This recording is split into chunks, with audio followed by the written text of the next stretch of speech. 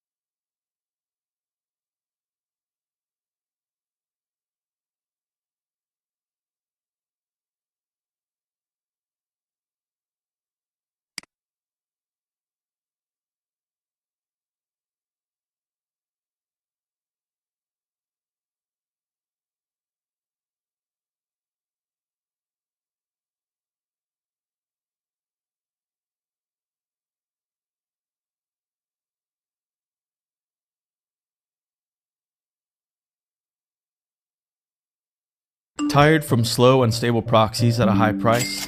What if you can have 1-second response time proxies for only $1 per 1 gigabyte? Not only that, but Data Impulse offers you more than 90+ million ethically sourced proxies from 195 locations